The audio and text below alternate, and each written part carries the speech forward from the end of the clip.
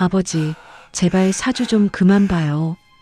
딸의 절규가 복도에 울려 퍼지던 그날, 이태성은 피를 흘리며 쓰러졌습니다. 그 옆에서 한 노인이 떨리는 손으로 지혈을 하고 있었습니다. 평생 대웅일에는 절대 움직이지 않는다는 원칙을 지켜왔던 그가 왜 그날만은 달랐을까요? 이것은 사주의 인생을 맡긴 한 남자가 운명의 경고를 무시하고 사람을 구한 날의 이야기입니다. 새벽 4시 32분, 김동철의 눈이 떠졌습니다. 또 그 꿈이었습니다. 검은 바탕 위에 붉은 동그라미 3개가 천천히 떠오르다가 갑자기 번져서 하나로 합쳐지는 꿈. 그 순간 귓가에 들리는 낮은 경고음. 조심하세요. 조심하세요. 동철은 이마에 맺힌 식은땀을 닦으며 일어났습니다. 침대 옆 탁자 위에는 낡은 공책 한 권이 놓여 있었습니다. 표지에는 운세 기록이라고 손글씨로 적혀 있었고 모서리는 손때로 까맣게 변해 있었습니다. 동철은 그 노트를 집어들고 오늘 날짜를 펼쳤습니다. 11월 20일, 페이지 한가운데 붉은 펜으로 그려진 동그라미 3개가 눈에 들어왔습니다. 대흉. 그 옆에는 메모가 빼곡했습니다. 외출 금지, 사람 만남 금지, 특히 40대 남성 조심, 피를 보는 수가 있음. 동철은 노트를 천천히 덮고 창밖을 바라봤습니다. 아직 어둠이 가시지 않은 새벽 하늘이 보였습니다. 6층 아파트에서 내려다본 주차장에는 가로등 불빛만 외롭게 빛나고 있었습니다. 오늘은 절대 안 돼. 그는 중얼거렸습니다. 김동철, 73. 한때 이 동네에서 가장 바쁜 택시기사였던 남자입니다. 그가 택시 운전을 시작한 건 40살 때였습니다. 딸 지수가 중학교에 들어가던 해였습니다. 공장 근무로는 학비를 대기 어려웠고 밤낮 없이 달리는 택시가 유일한 해답이었습니다. 동철은 성실했습니다.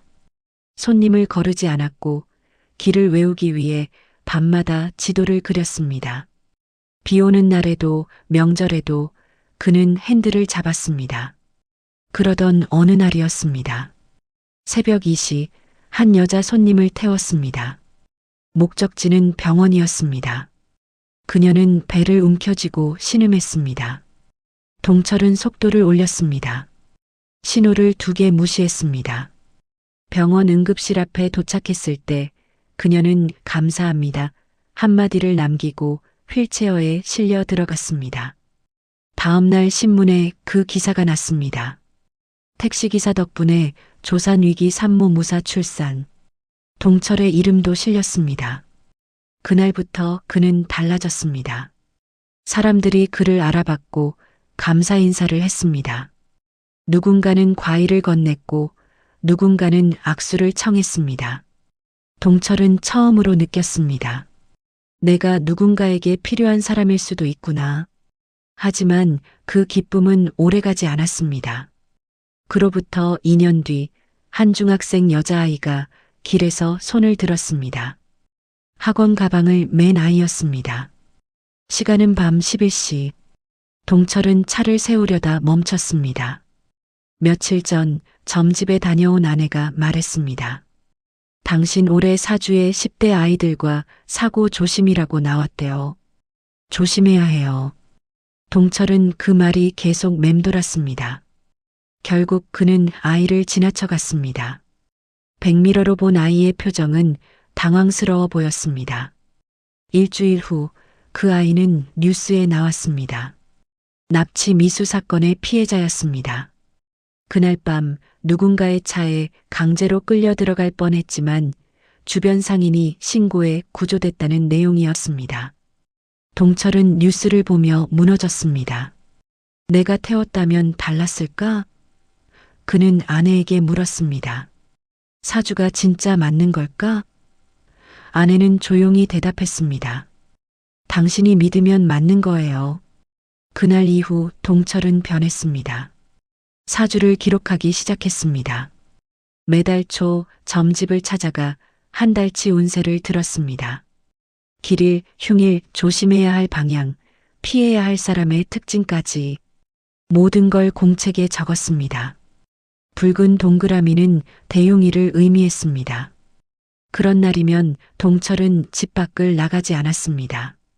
손님 전화가 와도 거절했습니다. 택시 회사에서는 이상하게 여겼지만 동철은 개의치 않았습니다. 그리고 실제로 그날들은 무사했습니다. 어느 붉은 동그라미 날 동네에서 교통사고가 났습니다. 동철은 집에 있었기에 무사했습니다. 또 어느 날 회사에서 기사들끼리 시비가 붙어 경찰이 출동했습니다. 동철은 그날 출근하지 않았습니다. 사주가 나를 지켜주고 있어. 동철은 확신했습니다. 하지만 그 확신에는 대가가 있었습니다. 아내가 위독했던 날, 동철은 움직이지 않았습니다. 그날은 붉은 동그라미가 2개 그려진 날이었습니다. 움직이면 큰 사고라는 메모가 있었습니다. 딸 지수가 울며 전화했습니다. 아빠, 빨리 와요. 엄마가 숨이 안 쉬어져요. 동철은 떨리는 손으로 노트를 펼쳤습니다. 붉은 동그라미가 선명했습니다. 지수야, 아빠가 지금 나가면 더 큰일 나. 구급차 불러. 아빠가 와야 한다고요. 동철은 30분을 망설였습니다. 그리고 집을 나섰습니다. 병원에 도착했을 때 아내는 이미 의식이 없었습니다. 의사는 말했습니다. 좀 더 일찍 오셨으면 골든타임을 지킬 수 있었을 텐데 아내는 사흘 뒤 세상을 떠났습니다. 장례식장에서 지수는 아버지를 보지 않았습니다. 조문객들이 마지막까지 함께 계셨나요? 라고 물으면 지수는 고개만 저었습니다. 동철은 그 후로 더욱 사주에 매달렸습니다. 내가 사주를 안 믿어서 아내가 간 거야. 내가 그날 움직여서 더 늦은 거야. 그는 스스로를 벌했습니다. 사주 노트는 더 두꺼워졌고 붉은 동그라미는 더 많아졌습니다. 택시 일도 그만뒀습니다. 사람을 만나는 게 두려웠습니다. 혹시 내가 누군가에게 해가 되지 않을까? 혹시 내가 움직여서 또 누군가 다치지 않을까? 동철은 점점 세상과 멀어졌습니다. 딸 지수는 결혼했습니다. 동철은 결혼식 날짜를 반대했습니다. 그날은 흉일이야. 날짜 바꿔. 지수는 울며 소리쳤습니다. 아빠는 사주만 믿고 나는 안 믿어요? 결국 동철은 결혼식에 가지 않았습니다. 그날 이후 지수는 아버지와 연락을 끊었습니다. 지금 새벽 5시, 동철은 사주 노트를 다시 펼쳤습니다. 붉은 동그라미 3개. 그는 페이지를 넘겨 과거를 훑어봤습니다. 10년 전 오늘 그는 집에만 있었습니다. 그날 동네에서 가스 폭발 사고가 났다는 뉴스를 봤습니다. 5년 전 오늘 그는 외출하지 않았습니다. 그날 아파트 엘리베이터가 고장나서 사람들이 갇혔다는 얘기를 들었습니다. 오늘도 움직이지 말자. 동철은 노트를 덮고 다시 침대에 누웠습니다. 그런데 그때 아래층에서 둔탁한 진동음이 들렸습니다. 쿵쿵쿵 물탱크에서 나는 소리였습니다. 가끔 펌프가 오래되면 이런 소리를 냈습니다. 동철은 귀를 막았습니다. 신경 쓰지 말자. 오늘은 아무것도 하면 안 돼. 진동음은 곧 멈췄습니다. 오전 7시 동철은 현관문을 열고 신문을 집으려 복도로 나왔습니다. 발밑에 흰 봉투 하나가 떨어져 있었습니다. 누군가 잘못 배달한 우편물인 듯 했습니다. 동철은 그것을 집으려다 멈췄습니다.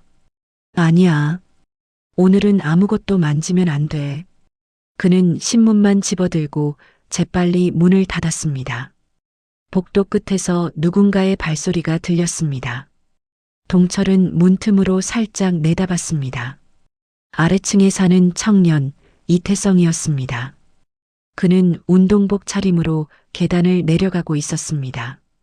동철은 문을 완전히 닫았습니다. 40대 남성 조심이라고 했지. 태성이가 42이었나?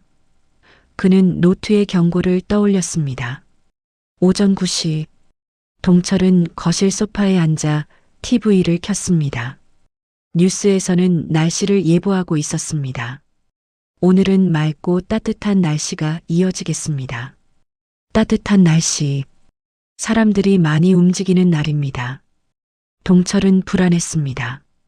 그때 복도에서 발소리가 들렸습니다. 빠른 발걸음이었습니다. 그리고 문을 두드리는 소리. 아저씨, 아저씨. 익숙한 목소리였습니다. 1층 편의점 알바생 박선이었습니다. 동철은 움직이지 않았습니다. 아저씨, 계세요? 급한 일이에요. 선희의 목소리는 다급했습니다. 동철은 문 쪽으로 다가갔습니다. 그러나 손을 뻗지 않았습니다. 아저씨, 선희의 목소리가 점점 멀어졌습니다. 계단을 내려가는 발소리가 들렸습니다. 동철은 그 자리에 서서 숨을 참았습니다. 심장이 빠르게 뛰었습니다. 나가면 안 돼. 절대 안 돼. 복도가 조용해졌습니다. 동철은 다시 거실로 돌아왔습니다. 창밖을 내다봤습니다. 아파트 앞 도로에는 차들이 지나다니고 사람들이 걸어가고 있었습니다. 평범한 아침이었습니다. 하지만 동철에게는 전쟁터 같은 풍경이었습니다. 그는 커튼을 쳤습니다. 오늘은 절대 나가지 않을 거야. 동철은 소파에 앉아 눈을 감았습니다. 그의 손에는 여전히 사주 노트가 쥐어져 있었습니다. 붉은 동그라미 3개가 손바닥에 닿는 것 같았습니다. 그리고 그날 오후 복도에서 비명이 터져 나왔습니다. 동철은 그 비명을 들었습니다. 여자의 비명이었습니다. 그리고 유리 깨지는 소리, 무언가 무거운 것이 바닥에 떨어지는 소리.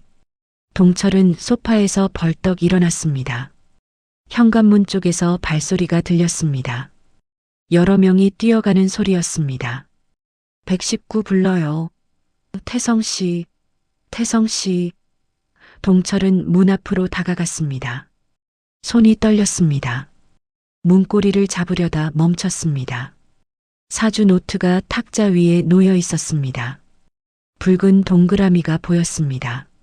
나가면 안 돼. 하지만 복도의 소리는 점점 커졌습니다. 피가 너무 많이 나요.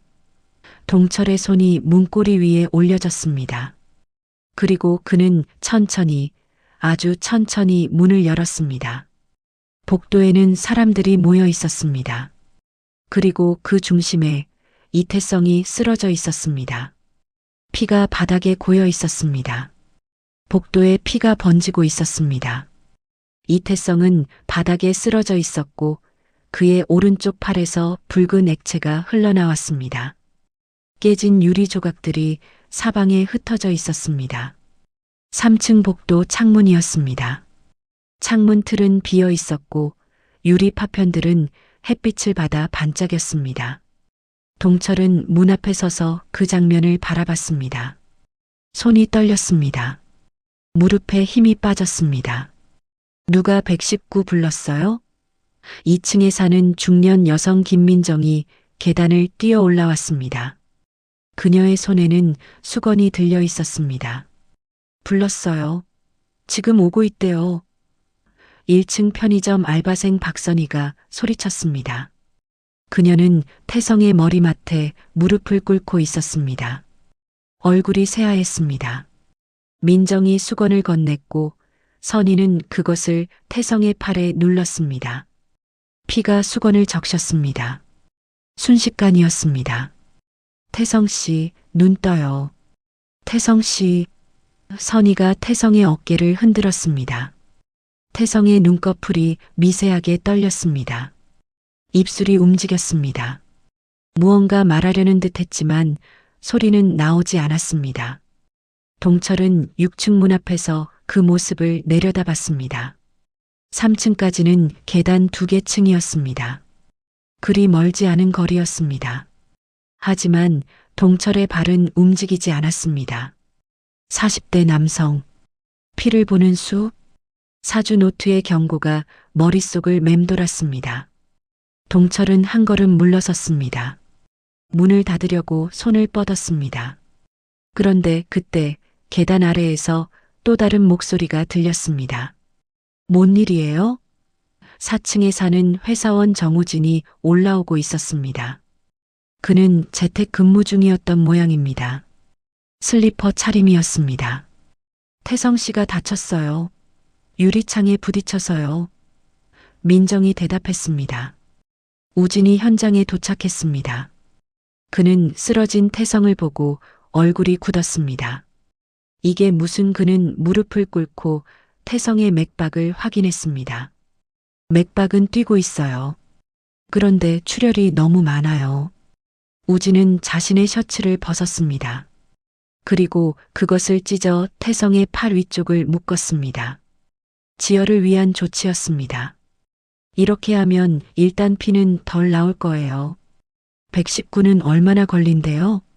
10분이래요. 선희가 대답했습니다. 목소리가 떨렸습니다. 동철은 문틈 사이로 그 광경을 지켜봤습니다. 우진의 손놀림은 능숙했습니다. 아마도 응급처치 교육을 받았던 모양입니다. 그는 태성의 다리를 높이 올려 벽에 기대게 했습니다. 쇼크를 막기 위한 자세였습니다. 민정은 자신의 카디건을 벗어 태성의 몸에 덮었습니다. 체온 유지를 위해서였습니다. 선희는 태성의 손을 잡고 계속 말을 걸었습니다. 태성 씨 괜찮아요. 곧 구급차 와요. 조금만 버텨요. 그들은 움직이고 있었습니다. 판단하고 행동하고 협력하고 있었습니다. 동철만 그 자리에 서 있었습니다. 그는 자신의 손을 내려다봤습니다. 손은 텅 비어 있었습니다. 아무것도 쥐고 있지 않았습니다. 갑자기 가슴이 답답해졌습니다. 숨이 막히는 것 같았습니다. 동철은 문을 닫았습니다. 천천히 조용히 소리가 나지 않게 거실로 돌아왔습니다. 소파에 주저앉았습니다. 손이 계속 떨렸습니다. TV는 여전히 켜져 있었습니다. 아침 드라마가 나오고 있었습니다. 누군가 웃고 있었습니다. 동철은 리모컨을 집어 TV를 껐습니다. 침묵이 방을 채웠습니다. 복도에서는 여전히 목소리들이 들렸습니다. 조금만 더요. 조금만 더 버텨요. 구급차 어디까지 왔대? 5분 남았대요. 동철은 사주 노트를 집어들었습니다. 오늘 날짜를 다시 펼쳤습니다. 붉은 동그라미 3개. 외출 금지. 사람 만남 금지. 특히 40대 남성 조심. 피를 보는 수가 있음. 글씨는 선명했습니다. 동철 자신의 필체였습니다. 석 달 전 점집에서 듣고 적은 내용이었습니다. 점집 주인은 말했습니다. 이날은 정말 조심하세요.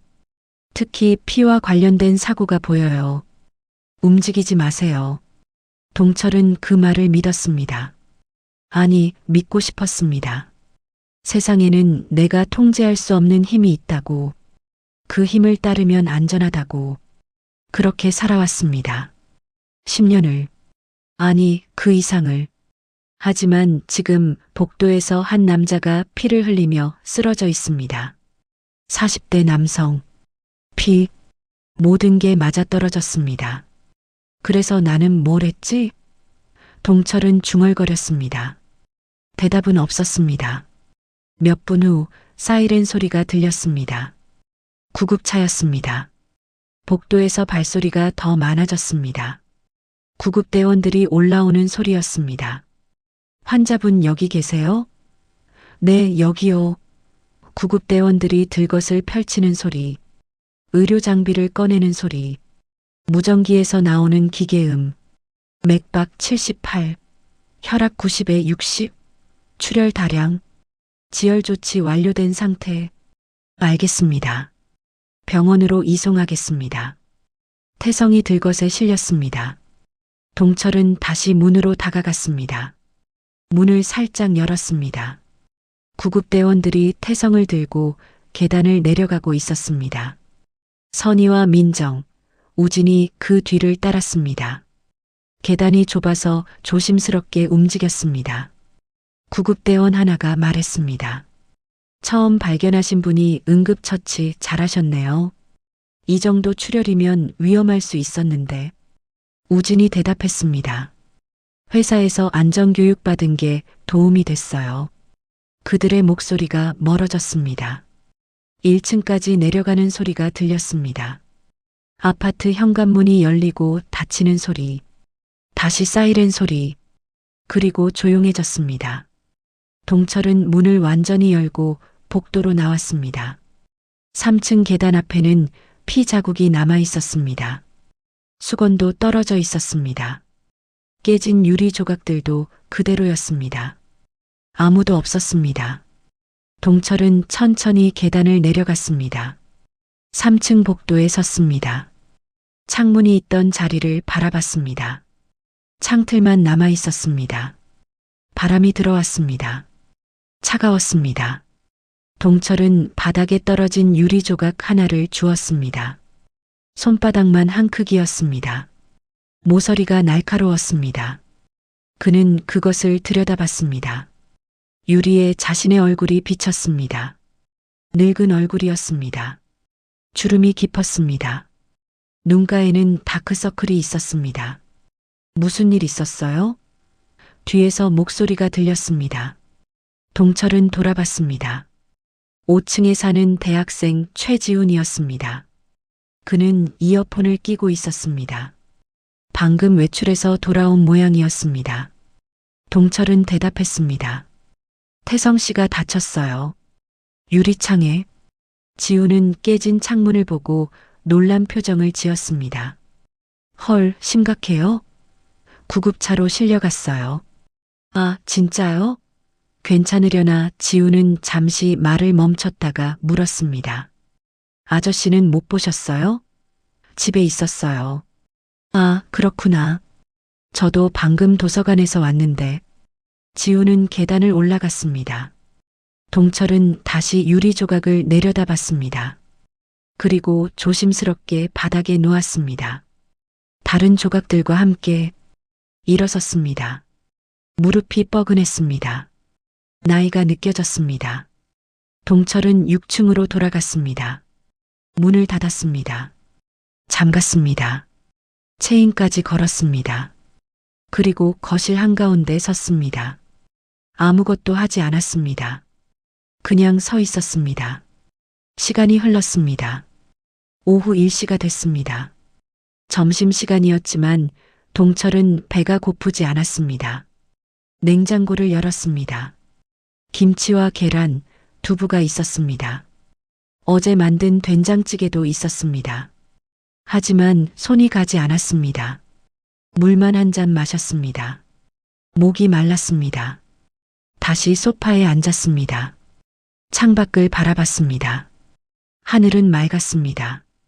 구름 한 점 없었습니다. 그때 휴대전화가 울렸습니다. 동철은 주머니에서 폰을 꺼냈습니다. 화면에 지수라는 이름이 떴습니다. 딸이었습니다. 동철은 잠시 망설였습니다.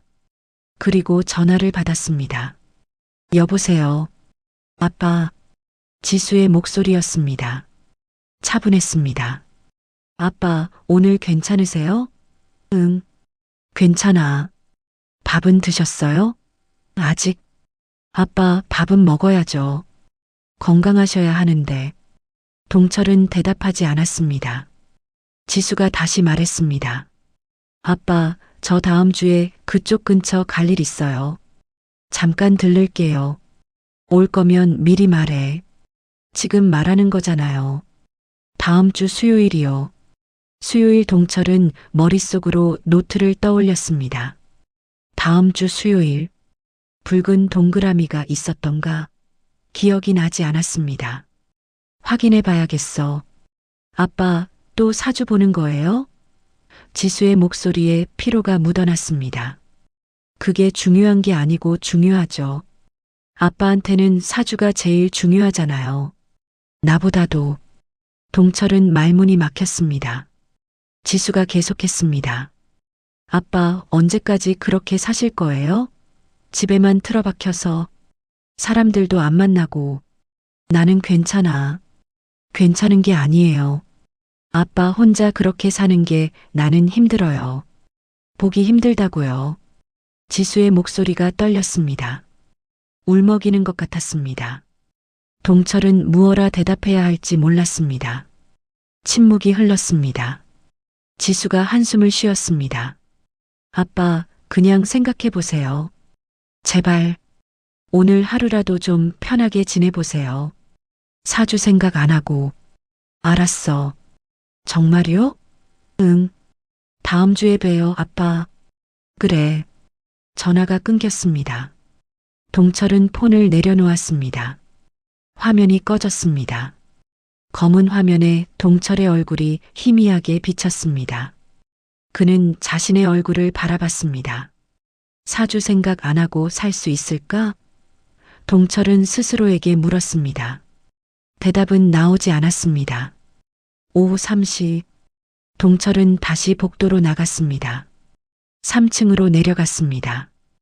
피 자국은 여전히 남아 있었습니다. 누구도 치우지 않은 모양이었습니다. 동철은 집으로 돌아가 걸레와 양동이를 가져왔습니다. 양동이에 물을 받았습니다. 세제를 조금 넣었습니다. 그리고 3층으로 다시 내려갔습니다. 무릎을 꿇었습니다. 걸레를 적셨습니다.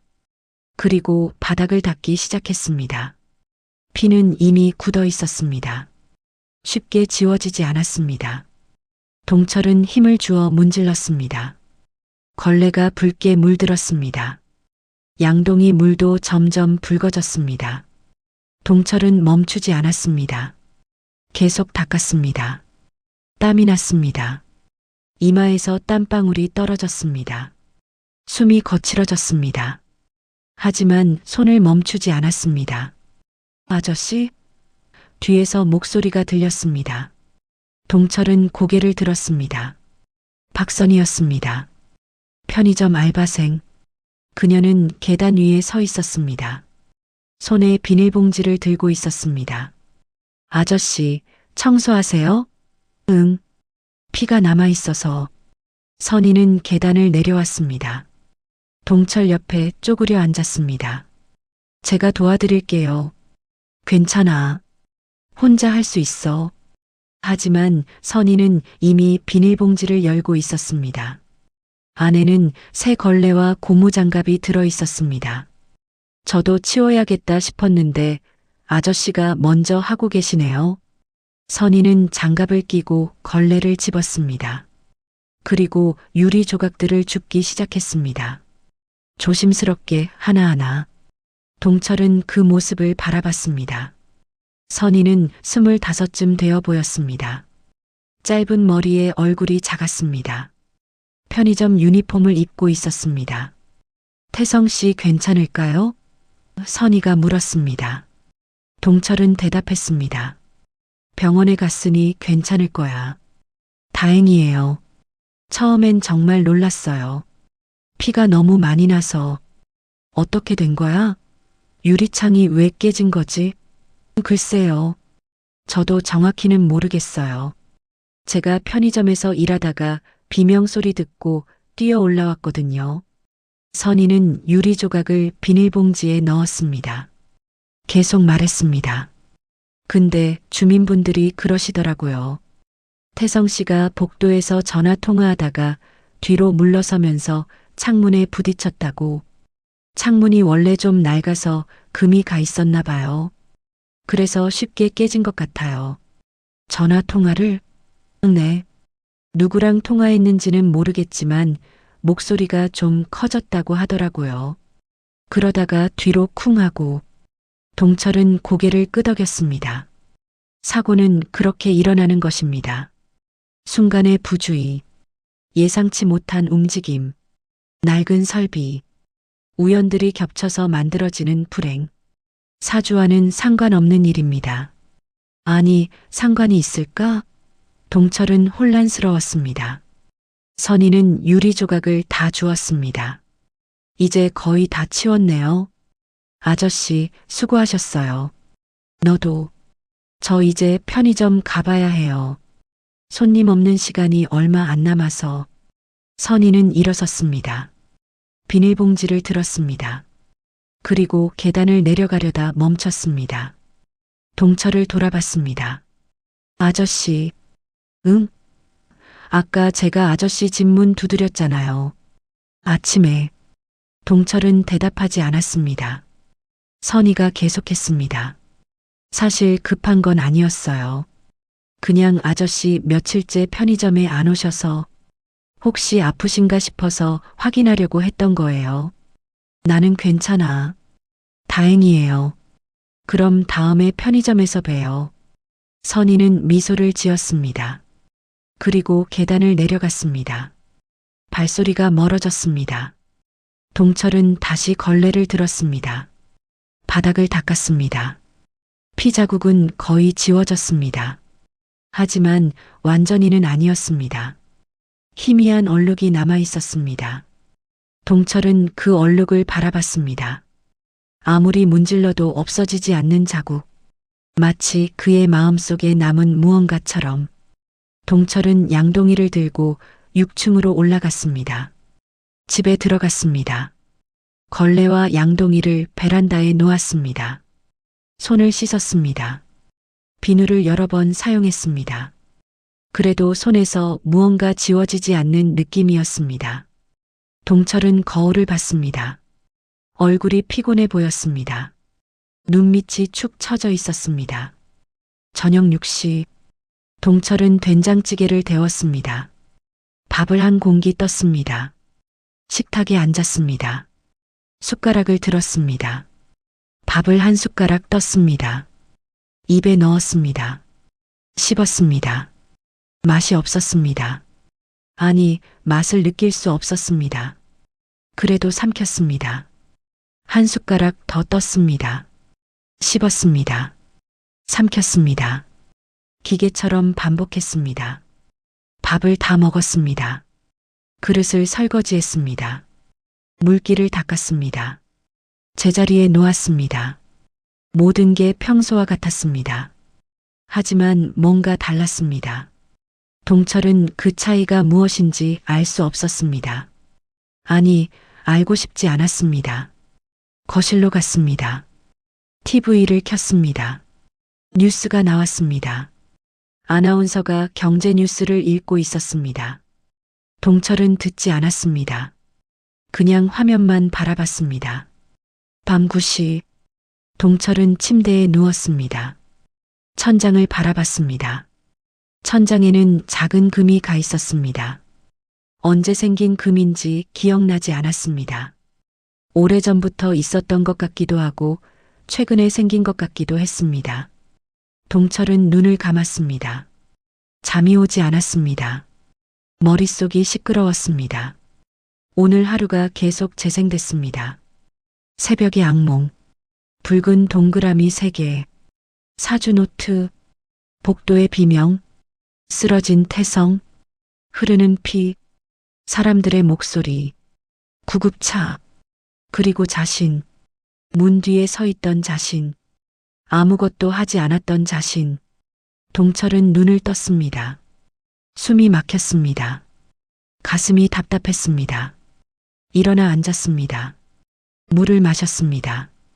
손이 떨려서 컵을 놓칠 뻔했습니다. 탁자 위에 사주 노트가 놓여 있었습니다. 동철은 그것을 집어들었습니다. 펼쳤습니다. 오늘 날짜, 붉은 동그라미 3개, 외출 금지, 사람 만남 금지, 특히 40대 남성 조심, 피를 보는 수가 있음. 동철은 그 글씨를 손가락으로 천천히 따라갔습니다. 자신의 필체였습니다. 3달 전 자신이 쓴 글씨였습니다. 나는 사주를 믿었던 거야? 아니면 사주에 숨고 싶었던 거야? 동철은 중얼거렸습니다. 대답은 나오지 않았습니다. 노트를 덮었습니다. 그리고 서랍 안에 넣었습니다. 깊숙이, 보이지 않게. 하지만 노트는 사라지지 않았습니다. 여전히 거기 있었습니다. 서랍 안에, 동철의 마음속에. 동철은 다시 침대에 누웠습니다. 눈을 감았습니다. 이번에는 잠이 왔습니다. 하지만 편안한 잠은 아니었습니다. 꿈속에서도 붉은 동그라미가 떠올랐습니다. 하나, 둘, 셋. 그리고 그것들이 번져서 하나가 됐습니다. 거대한 붉은 원. 그 안에 동철이 갇혀 있었습니다. 새벽 3시. 동철은 다시 눈을 떴습니다. 식은땀이 흘렀습니다. 심장이 빠르게 뛰었습니다. 창밖은 여전히 어두웠습니다. 동철은 일어났습니다. 거실로 나갔습니다. 창문을 열었습니다. 찬 공기가 들어왔습니다. 동철은 깊게 숨을 들이마셨습니다. 그리고 내쉬었습니다. 여러 번 반복했습니다. 심장이 조금 진정됐습니다. 복도에서 소리가 들렸습니다. 발소리였습니다. 동철은 문 쪽으로 다가갔습니다. 문구멍으로 내다봤습니다. 4층에 사는 정우진이 계단을 올라오고 있었습니다. 밤늦게 퇴근하는 모양이었습니다. 그는 피곤해 보였습니다. 어깨가 축 처져 있었습니다. 4층 문을 열고 들어갔습니다. 문이 닫히는 소리가 들렸습니다. 다시 조용해졌습니다. 동철은 문에서 물러났습니다. 거실 한가운데 섰습니다. 그리고 생각했습니다. 나는 오늘 무엇을 했나? 바닥을 닦았습니다. 유리 조각을 치웠습니다. 그게 전부였습니다. 태성이 쓰러졌을 때는 아무것도 하지 않았습니다. 문 뒤에 숨어 있었습니다. 사주를 핑계로 나는 비겁한 사람이야. 동철은 중얼거렸습니다. 목소리가 떨렸습니다. 나는 사주 때문에 아무것도 안 한 게 아니야. 무서워서 안 한 거야. 책임지기 싫어서 안 한 거야. 동철은 무릎을 꿇었습니다. 바닥에 손을 짚었습니다. 나는 겁쟁이야. 눈물이 났습니다. 뜨거운 눈물이 볼을 타고 흘러내렸습니다. 동철은 소리내어 울었습니다. 오랜만이었습니다. 아내가 세상을 떠난 이후 처음이었습니다. 울음소리가 거실을 채웠습니다. 아무도 듣지 않았습니다. 동철은 혼자였습니다. 새벽 3시 6층 아파트에서 혼자 울고 있었습니다. 한참을 울었습니다. 눈물이 마를 때까지. 동철은 일어났습니다. 화장실로 갔습니다. 세면대에 찬물을 받아 얼굴을 씻었습니다. 거울을 봤습니다. 눈이 빨갛게 충혈돼 있었습니다. 얼굴이 부어 있었습니다. 하지만 뭔가 달라 보였습니다. 조금 더 솔직해 보였습니다. 동철은 거실로 돌아왔습니다. 서랍을 열었습니다. 사주 노트를 꺼냈습니다. 그리고 식탁에 놓았습니다. 한참을 바라봤습니다. 노트는 답하지 않았습니다.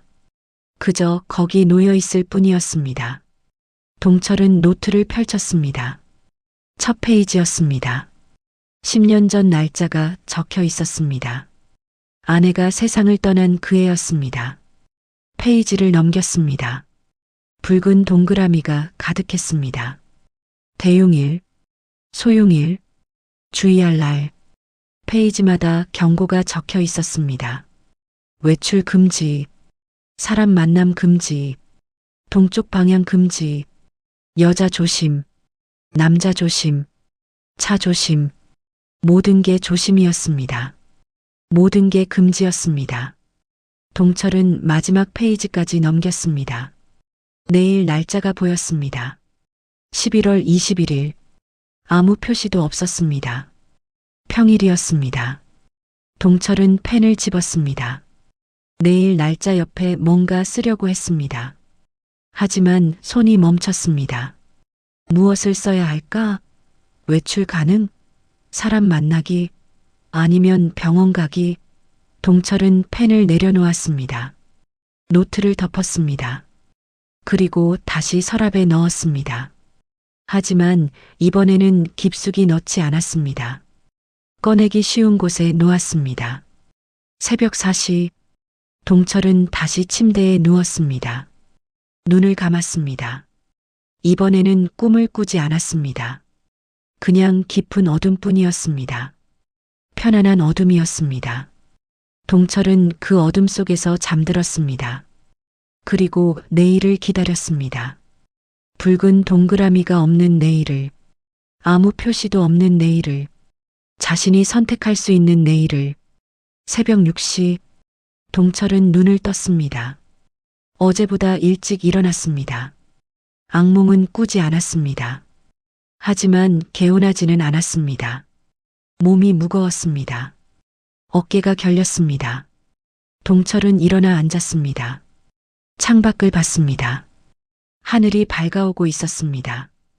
회색빛 새벽이었습니다. 곧 해가 뜰 것 같았습니다. 동철은 화장실로 갔습니다. 세수를 했습니다. 찬물로 얼굴을 여러 번 씻었습니다. 거울을 봤습니다. 어젯밤의 충혈은 조금 가라앉았습니다. 하지만 여전히 피곤해 보였습니다. 면도를 했습니다. 오랜만이었습니다. 며칠째 안 했더니 수염이 덥수룩했습니다. 면도날이 피부를 스쳤습니다. 조심스럽게 움직였습니다. 다 끝났습니다. 거울 속 얼굴이 조금 깔끔해 보였습니다. 옷을 갈아입었습니다. 어제 입었던 집에만 입는 추리닝이 아니었습니다. 옷장을 열었습니다. 오랜만에 여는 옷장이었습니다. 안에는 외출복들이 걸려 있었습니다. 청바지가 있었습니다. 남색 스웨터가 있었습니다. 점퍼도 있었습니다. 동철은 청바지를 꺼냈습니다. 입어봤습니다. 허리가 조금 헐렁했습니다. 살이 빠진 모양이었습니다. 벨트를 맸습니다. 스웨터를 입었습니다. 점퍼를 걸쳤습니다. 거울을 봤습니다. 낯선 사람 같았습니다. 아니, 오래전 자신 같았습니다. 식탁으로 갔습니다. 사주 노트가 서랍에 있었습니다. 동철은 서랍을 열었습니다. 노트를 꺼냈습니다. 오늘 날짜를 펼쳤습니다. 11월 21일. 아무 표시도 없었습니다. 평범한 날이었습니다. 동철은 노트를 덮었습니다. 그리고 서랍에 다시 넣으려다 멈췄습니다. 잠시 생각했습니다. 그리고 노트를 가방에 넣었습니다. 왜 넣었는지 자신도 몰랐습니다. 그냥 들고 가고 싶었습니다. 아침 7시. 동철은 현관문 앞에 섰습니다. 신발을 신었습니다. 운동화였습니다. 오랜만에 신는 운동화였습니다. 끈을 묶었습니다. 문고리를 잡았습니다. 손이 떨렸습니다. 심장이 빨리 뛰었습니다. 나갈 수 있을까? 동철은 스스로에게 물었습니다. 대답은 나오지 않았습니다. 하지만 손은 움직였습니다. 문을 열었습니다. 복도가 보였습니다. 형광등 불빛이 환했습니다. 3층 계단 쪽을 봤습니다. 어제 피를 닦았던 곳이었습니다. 얼룩이 희미하게 보였습니다. 동철은 한 걸음 내디뎠습니다. 복도로 나왔습니다. 문을 닫았습니다. 잠갔습니다. 그리고 계단을 내려가기 시작했습니다. 한 계단씩 천천히 6층에서 5층으로, 5층에서 4층으로, 4층에서 3층으로, 3층 계단에 섰습니다. 발밑에 얼룩이 있었습니다. 동철은 그것을 바라봤습니다. 어제의 일이 떠올랐습니다. 쓰러진 태성, 흐르는 피, 사람들의 목소리, 그리고 문 뒤에 숨어있던 자신. 동철은 눈을 감았습니다. 깊게 숨을 쉬었습니다. 그리고 다시 눈을 떴습니다. 계단을 내려갔습니다. 2층, 1층, 현관에 도착했습니다. 유리문 너머로 바깥이 보였습니다. 아파트 단지였습니다. 주차장이 있었습니다. 나무들이 있었습니다. 사람들이 지나다니고 있었습니다. 출근하는 사람들이었습니다. 학교 가는 아이들이었습니다.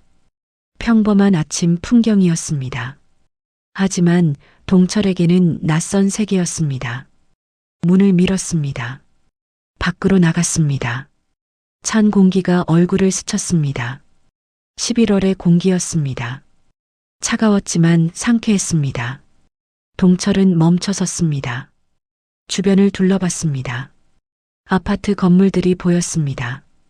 5개 동이었습니다. 동철이 사는 곳은 3동이었습니다. 맞은편에 2동이 보였습니다. 그 뒤로 1동이 있었습니다. 주차장에는 차들이 빼곡했습니다. 출근 시간이라 몇몇 차들이 움직이고 있었습니다. 후진등이 켜졌습니다. 경적이 울렸습니다.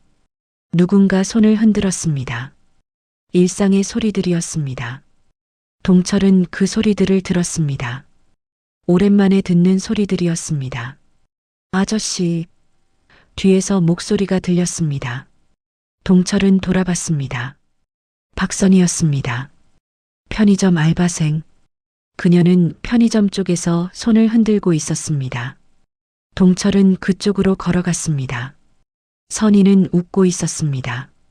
아저씨, 오늘 나오셨네요? 응. 좀 나와봤어. 어디 가세요? 그냥 병원 갈까 해서. 선희의 표정이 놀란 듯 변했습니다. 어디 아프세요? 아니, 태성이. 어제 다친 태성이 어떤지 보러. 아, 태성 씨요. 저도 궁금했어요. 연락은 안 되고. 같이 갈래? 동철은 자신도 놀란 말을 했습니다. 왜 그런 말을 했는지 몰랐습니다. 선희는 잠시 망설였습니다. 저는 지금 근무 중이라. 아, 그렇구나. 근데 오후 2시에 교대해요. 그때 가면 안 돼요? 그럼 그때 가자. 동철은 대답했습니다. 선희는 웃었습니다. 좋아요. 그럼 2시에 여기서 만나요. 그래. 선희는 편의점으로 돌아갔습니다. 동철은 그 뒷모습을 바라봤습니다. 젊은 여자였습니다. 밝은 사람이었습니다. 태성과 친한 모양이었습니다. 동철은 주변을 둘러봤습니다. 어디로 가야 할까? 시간은 아직 오전 7시 반이었습니다. 2시까지는 6시간 반이 남았습니다. 동철은 걷기 시작했습니다. 목적지는 없었습니다. 그냥 걸었습니다. 아파트 단지를 나갔습니다. 큰 길이 나왔습니다. 차들이 많았습니다. 신호등이 있었습니다. 빨간불이었습니다. 동철은 기다렸습니다. 파란불로 바뀌었습니다. 건넜습니다. 반대편 인도에 섰습니다. 상가들이 보였습니다. 편의점, 약국, 세탁소, 분식집. 익숙한 풍경이었습니다. 예전에 택시를 몰 때 자주 지나다니던 길이었습니다. 하지만 지금은 달라 보였습니다. 가게들이 바뀌어 있었습니다. 새로운 카페가 생겼습니다. 옛날 음식점은 없어져 있었습니다. 시간이 흐른 것이 느껴졌습니다. 동철은 카페 앞에 멈춰 섰습니다. 유리창 너머로 안이 보였습니다. 사람들이 커피를 마시고 있었습니다. 노트북을 펼쳐놓은 사람도 있었습니다. 책을 읽는 사람도 있었습니다. 동철은 문을 열고 들어갔습니다. 종이 딸랑 울렸습니다. 카운터에 젊은 남자가 서 있었습니다. 어서 오세요. 주문하시겠어요? 아메리카노 하나. 따뜻한 거요? 차가운 거요? 따뜻한 걸로. 동철은 돈을 냈습니다. 커피를 받았습니다. 자리에 앉았습니다. 창가 자리였습니다. 밖이 보이는 자리였습니다. 커피를 한 모금 마셨습니다. 뜨거웠습니다. 쓴맛이 났습니다. 설탕을 넣지 않았기 때문이었습니다. 동철은 설탕 없이 마시는 것을 좋아했습니다. 오랜만에 마시는 커피였습니다. 집에서는 인스턴트만 마셨습니다. 창밖을 봤습니다. 사람들이 지나다녔습니다. 각자의 목적지로 가고 있었습니다. 누군가는 급하게 걸었습니다. 누군가는 천천히 걸었습니다. 아이 손을 잡고 가는 엄마가 보였습니다. 강아지를 산책시키는 노인이 보였습니다. 모두 자신의 하루를 살고 있었습니다. 동철도 지금 자신의 하루를 살고 있었습니다. 가방에서 사주 노트를 꺼냈습니다. 테이블 위에 놓았습니다. 펼쳤습니다. 오늘 날짜. 아무 표시도 없었습니다. 동철은 뒤로 페이지를 넘겼습니다. 어제 날짜. 붉은 동그라미 3개. 외출 금지. 사람 만남 금지. 특히 40대 남성 조심. 피를 보는 수가 있음. 동철은 그 글씨를 바라봤습니다. 맞았습니다. 40대 남성 태성이 다쳤습니다. 피를 봤습니다. 사주가 맞았습니다. 하지만 동철은 무사했습니다. 집에 있었기 때문입니다. 사주를 따랐기 때문입니다. 그렇다면 사주는 옳은 것일까? 동철은 혼란스러웠습니다. 더 뒤로 페이지를 넘겼습니다. 한 달 전, 2달 전, 1년 전, 붉은 동그라미들이 가득했습니다. 그날들 동철은 집에 있었습니다. 아무 일도 없었습니다. 무사했습니다. 그런데 10년 전 페이지를 펼쳤습니다. 아내가 위독했던 날이었습니다. 그날도 붉은 동그라미가 2개 있었습니다. 움직이면 큰 사고. 동철은 30분을 망설였습니다. 그리고 움직였습니다. 병원에 갔습니다. 늦었습니다. 아내는 세상을 떠났습니다. 사주가 맞았을까? 동철이 움직여서 더 늦은 걸까? 아니면 더 빨리 움직였어야 했던 걸까? 동철은 노트를 덮었습니다. 머리가 아팠습니다. 답이 없었습니다. 사주가 맞는지 틀리는지 알 수 없었습니다. 아니, 알고 싶지 않았습니다. 알게 되면 뭔가 무너질 것 같았습니다. 동철은 커피를 다 마셨습니다. 자리에서 일어났습니다. 카페를 나갔습니다. 다시 걸었습니다. 목적 없이 공원이 나왔습니다. 작은 공원이었습니다. 벤치가 몇 개 있었습니다. 나무들이 있었습니다. 낙엽이 떨어져 있었습니다. 동철은 벤치에 앉았습니다. 주변을 둘러봤습니다. 노인 몇 명이 운동을 하고 있었습니다. 스트레칭이었습니다. 라디오에서 음악이 나왔습니다. 옛날 노래였습니다. 한 노인이 동철을 봤습니다. 그리고 다가왔습니다. 어이, 김 기사. 동철은 그 목소리를 알아봤습니다. 옛날 택시 회사 동료였습니다. 이름은 박현수였습니다. 그도 은퇴한 택시기사였습니다. 현수 형? 맞아. 자네 얼마 만인가? 한 10년? 그 정도 됐나? 현수는 동철 옆에 앉았습니다. 자네 그동안 어디 있었나? 연락도 안 되고. 집에 있었어. 집에만? 왜? 그냥 몸이 안 좋아서. 거짓말이었습니다. 하지만 현수는 믿는 듯 했습니다. 그랬구나. 나이 먹으면 다들 어디 하나씩 아프지. 나도 허리가 말썽이야. 현수는 허리를 두드렸습니다. 자네 딸은 잘 있나? 현수가 물었습니다. 응, 잘 지내. 결혼했다며? 자네는 참석했나? 동철은 대답하지 않았습니다. 현수는 눈치를 챈 듯 말을 돌렸습니다. 요즘 세대는 작게들 하더라고. 우리 때처럼 거창하게 안 해. 침묵이 흘렀습니다. 현수가 다시 말했습니다. 김 기사, 자네 운전은 그만뒀나? 오래전에 그만뒀어. 왜? 자네 실력 좋았잖아. 손님들도 많이 찾았고 그냥 할 수 없게 됐어. 동철은 더 이상 말하지 않았습니다. 현수는 더 묻지 않았습니다. 그는 일어섰습니다. 나는 운동 더 하고 가야겠네. 자네도 건강 챙기고 가끔 나와. 사람 만나야 해. 현수는 가버렸습니다. 동철은 혼자 남았습니다. 벤치에 앉아 있었습니다. 나무를 바라봤습니다. 낙엽이 떨어지고 있었습니다. 천천히, 하나씩, 바람에 흔들리며 동철은 그 낙엽들을 바라봤습니다. 자신도 저 낙엽 같다는 생각이 들었습니다. 나무에서 떨어져 땅으로 내려온 낙엽. 어디로 갈지 모르는 낙엽. 오전 11시, 동철은 다시 걸었습니다. 점심시간이 가까워졌습니다. 배가 고팠습니다. 식당을 찾았습니다. 국밥집이 보였습니다. 들어갔습니다. 손님이 몇 명 있었습니다. 자리에 앉았습니다. 메뉴판을 봤습니다. 선지의 장국을 주문했습니다. 음식이 나왔습니다.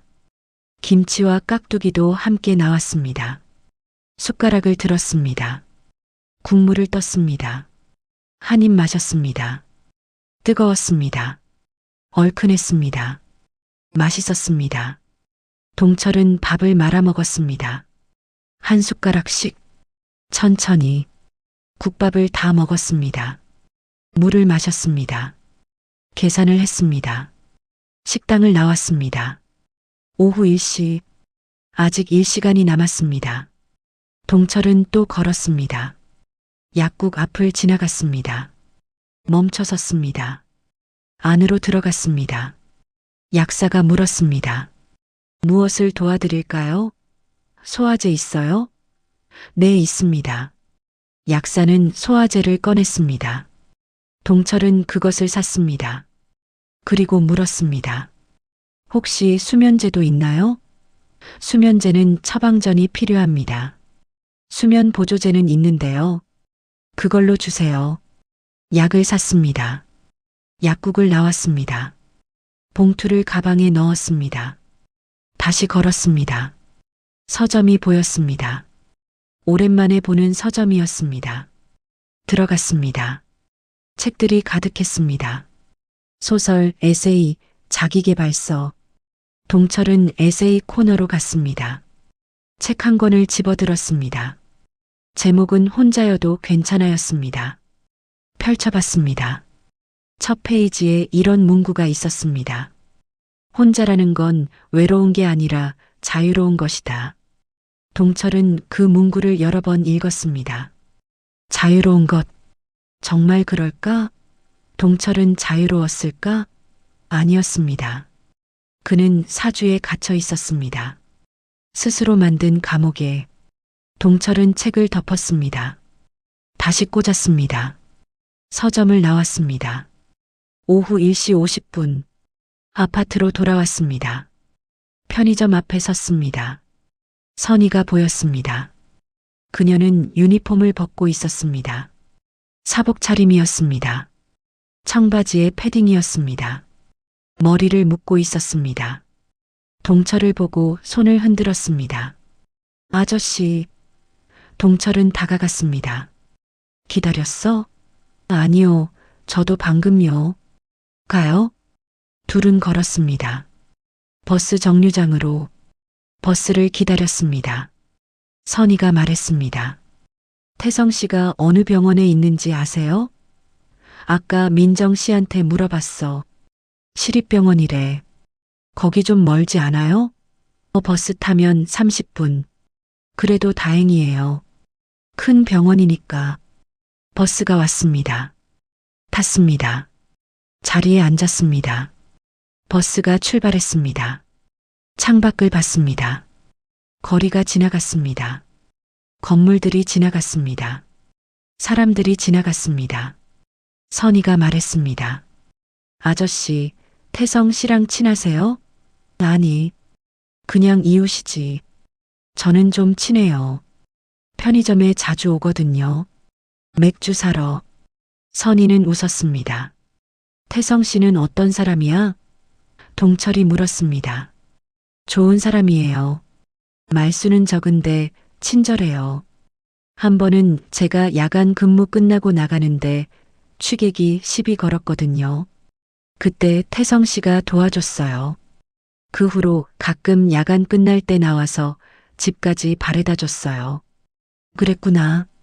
근데 요즘은 좀 힘들어 보였어요. 왜? 회사 일이 많나 봐요. 맨날 전화 통화하고 스트레스 받는 것 같더라고요. 동철은 고개를 끄덕였습니다. 어제 사고가 났을 때도 전화 통화를 하고 있었다고 했습니다.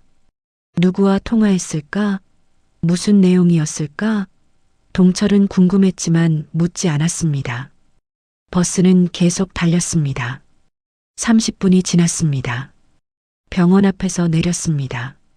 큰 건물이었습니다. 시립병원. 사람들이 많았습니다. 환자들, 보호자들, 의료진들. 로비로 들어갔습니다. 안내 데스크에 갔습니다. 이태성 환자 어디 있나요? 직원이 컴퓨터를 확인했습니다. 3층 302호실입니다. 감사합니다. 엘리베이터를 탔습니다. 3층 버튼을 눌렀습니다. 문이 닫혔습니다. 올라갔습니다. 3층에서 내렸습니다. 복도를 걸었습니다. 302호를 찾았습니다. 문이 보였습니다. 동철은 멈춰 섰습니다. 갑자기 긴장됐습니다. 손이 떨렸습니다. 선희가 물었습니다. 들어가요? 동철은 고개를 끄덕였습니다. 선희가 문을 두드렸습니다. 태성 씨, 저예요. 선희. 안에서 목소리가 들렸습니다. 들어오세요. 문을 열었습니다. 병실 아니었습니다. 침대가 2개 있었습니다. 창가 쪽 침대에 태성이 누워 있었습니다. 오른쪽 팔에 붕대가 감겨 있었습니다. 링거를 맞고 있었습니다. 얼굴은 창백했지만 의식은 있었습니다. 선희? 태성은 놀란 표정을 지었습니다. 왜 여기까지? 당연히 와야죠. 아저씨도 같이 왔어요. 선희는 동철을 가리켰습니다. 태성은 동철을 봤습니다. 아, 6층 아저씨 어떠세요? 동철이 물었습니다. 괜찮습니다. 많이 놀라긴 했는데 크게 다친 건 아니래요. 며칠 있으면 퇴원한대요. 동철은 안도했습니다. 선희는 침대 옆 의자에 앉았습니다. 무슨 일이었어요? 어떻게 다친 거예요? 태성은 한숨을 쉬었습니다. 전화 통화하다가 뒤로 물러서는데 창문이 있는 줄 몰랐어요. 부딪혔는데 유리가 깨지더라고요. 전화요? 누구랑요? 회사 상사요. 프로젝트가 엉망이 돼서 저한테 책임을 떠넘기려고 하더라고요. 태성의 목소리에는 피로가 묻어 있었습니다. 화가 나서 말을 좀 높였어요. 그러다가 뒤로 물러섰는데 태성은 말을 멈췄습니다. 선희가 말했습니다. 이제 푹 쉬어요. 걱정 말고. 고마워요, 선희 씨. 그리고 아저씨도. 태성은 동철을 봤습니다. 동철은 고개를 끄덕였습니다. 그때 문이 열렸습니다. 간호사가 들어왔습니다. 환자분, 링거 교체할게요. 간호사는 링거를 갈았습니다. 그리고 나갔습니다. 선희가 일어섰습니다. 우리 이만 갈게요. 너무 피곤해 보여요. 미안해요. 멀리까지 와줘서. 괜찮아요. 빨리 나아요. 동철과 선희는 병실을 나왔습니다. 복도를 걸었습니다. 엘리베이터를 탔습니다. 로비로 내려왔습니다. 병원을 나왔습니다. 밖은 여전히 밝았습니다. 오후 3시였습니다. 선희가 말했습니다. 다행이에요. 크게 다치지 않아서. 그러게. 아저씨는 어제 어디 계셨어요? 사고 났을 때요. 동철은 대답하지 못했습니다. 선희가 계속했습니다. 저 아침에 아저씨 집 문 두드렸잖아요. 그때 계셨죠? 응. 왜 안 나오셨어요? 동철은 입을 열었습니다. 하지만 말이 나오지 않았습니다. 선희는 기다렸습니다. 동철은 천천히 말했습니다. 무서웠어. 네. 도와줘야 할 것 같은데 무서웠어. 선희는 동철을 바라봤습니다. 그녀의 눈에는 이해하는 빛이 있었습니다. 괜찮아요, 아저씨. 누구나 그럴 수 있어요. 아니야. 나는 도망친 거야. 동철의 목소리가 떨렸습니다. 선희는 동철의 팔을 가볍게 잡았습니다. 아저씨, 오늘 오셨잖아요. 그걸로 충분해요. 동철은 선희를 봤습니다. 젊은 얼굴이었습니다. 밝은 눈이었습니다. 고마워. 동철은 말했습니다. 선희는 웃었습니다. 천만에요. 우리 버스 타고 가요. 둘은 버스 정류장으로 걸어갔습니다. 버스를 기다렸습니다. 버스가 왔습니다. 탔습니다. 집으로 돌아가는 길이었습니다. 버스 안에서 동철은 창밖을 봤습니다. 해가 지고 있었습니다. 하늘이 주황빛으로 물들고 있었습니다. 아름다웠습니다. 동철은 오랜만에 노을을 봤습니다. 집에만 있었을 때는 볼 수 없었던 풍경이었습니다. 가방에서 사주 노트가 느껴졌습니다. 무겁게 동철은 그것을 꺼냈습니다. 무릎 위에 놓았습니다. 펼치지 않았습니다. 그냥 표지를 바라봤습니다. 운세 기록. 이게 정말 필요할까? 동철은 스스로에게 물었습니다. 대답은 나오지 않았습니다. 버스는 계속 달렸습니다. 아파트에 도착했습니다. 내렸습니다. 선희와 함께 걸었습니다. 아파트 입구에서 헤어졌습니다. 잘 들어가요, 아저씨. 너도. 선희는 편의점으로 갔습니다. 동철은 아파트 안으로 들어갔습니다. 엘리베이터를 탔습니다. 6층 버튼을 눌렀습니다. 올라갔습니다. 문이 열렸습니다. 복도로 나왔습니다. 집 앞에 섰습니다. 문을 열었습니다. 들어갔습니다. 신발을 벗었습니다. 점퍼를 벗었습니다. 거실에 섰습니다. 집은 조용했습니다. 하지만 무겁지는 않았습니다. 동철은 소파에 앉았습니다. 사주 노트를 테이블 위에 놓았습니다. 한참을 바라봤습니다. 그리고 노트를 집어들었습니다. 서랍으로 가져갔습니다. 넣으려다 멈췄습니다. 다시 꺼냈습니다. 쓰레기통으로 갔습니다. 노트를 쓰레기통 위에 들었습니다. 떨어뜨리려 했습니다. 하지만 손이 움직이지 않았습니다. 동철은 노트를 다시 서랍에 넣었습니다. 깊숙이. 그리고 서랍을 닫았습니다. 저녁을 먹었습니다. 라면을 끓였습니다. 계란을 넣었습니다. 다 먹었습니다. 설거지를 했습니다. TV를 켰습니다. 뉴스를 봤습니다. 세상 돌아가는 이야기들이었습니다. 동철과는 멀리 떨어진 이야기들이었습니다. 하지만 오늘은 조금 가깝게 느껴졌습니다. 밤 10시 침대에 누웠습니다. 천장을 바라봤습니다. 오늘 하루를 떠올렸습니다. 집 밖으로 나갔습니다. 사람들을 만났습니다. 병원에 갔습니다. 선희와 이야기했습니다. 태성을 봤습니다. 사주 노트는 가방에 있었습니다. 하지만 펼쳐보지 않았습니다. 붉은 동그라미가 없는 날이었지만 동철은 움직였습니다. 그리고 아무 일도 일어나지 않았습니다. 아니, 좋은 일이 일어났습니다. 누군가를 위로했습니다. 위로받기도 했습니다. 동철은 눈을 감았습니다. 잠이 왔습니다. 이번에는 악몽이 없었습니다. 그냥 깊은 잠이었습니다. 편안한 잠이었습니다. 내일 아침이 기다려졌습니다. 붉은 동그라미가 없는 내일이, 스스로 선택할 수 있는 내일이. 새벽 4시, 동철은 눈을 떴습니다. 또 그 시간이었습니다. 하지만 오늘은 달랐습니다. 악몽은 꾸지 않았습니다. 그냥 자연스럽게 눈이 떠진 것이었습니다. 동철은 일어나 앉았습니다. 창밖을 봤습니다. 아직 어두웠습니다. 별이 보였습니다. 오랜만에 보는 별이었습니다. 물을 마셨습니다.